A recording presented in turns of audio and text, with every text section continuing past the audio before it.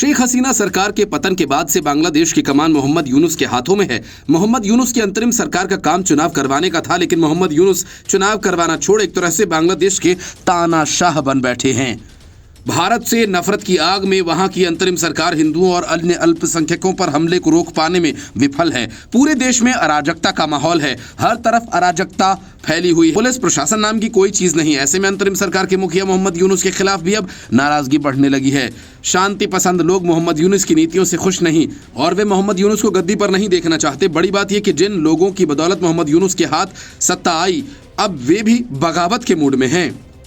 जो कट्टरपंथी नेता कल तक मोहम्मद यूनुस के कसीदे पढ़ रहे थे, अब वही आलोचना कर रहे हैं। पूर्व प्रधानमंत्री शेख हसीना के कट्टर विरोधी भी रहे, लेकिन अब यूनुस की नाकाम सरकार से तंग आ चुके। उन्होंने कहा कि एक गैर निर्वाचित सरकार को लंबे समय तक सत्ता में नहीं रहना चाहिए। उन्होंने तुरंत चुनाव करवाए जाने की मांग दोहराई। नेता का नाम मिर्जा फखरुल इस्लाम आलमगीर है।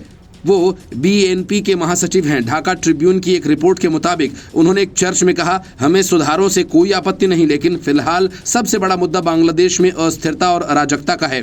अगर एक निर्वाचित सरकार बनती है तो ये समस्याएं काफी हद तक कम हो जाएंगी। एक कार्यक्रम जातीय प्रेस क्लब में जातीय गणतांत्रिक पार्टी के एक धड़े द्वारा आयोजित किया गया था।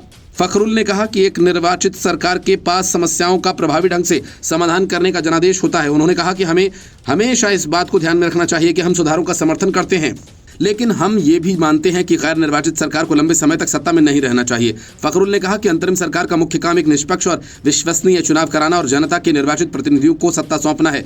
बीएनपी नेता ने कहा कि उनकी पार्टी अब भी प्रोफेसर मोहम्मद यूनुस के नेतृत्व वाली अंतरिम सरकार का पूरा समर्थन करती है। उन्होंने ये भी कहा कि वे चाहते हैं कि अंतरिम सरकार विफल हो और इसके लिए वे हर संभव सहयोग देने को तैयार हैं। फखरुल ने कहा कि मेरी सबसे बड़ी अपील है कि चुनाव जल्द कराए जाएं, अन्यथा मौजूदा संकट, समस्याएं, तोड़फोड़ की घटनाएं और सीमा विवाद हल नहीं हो पाएंगे। उन्होंने कहा कि सुधार कोई नई बात नहीं है, ये एक सतत प्रक्रिया है।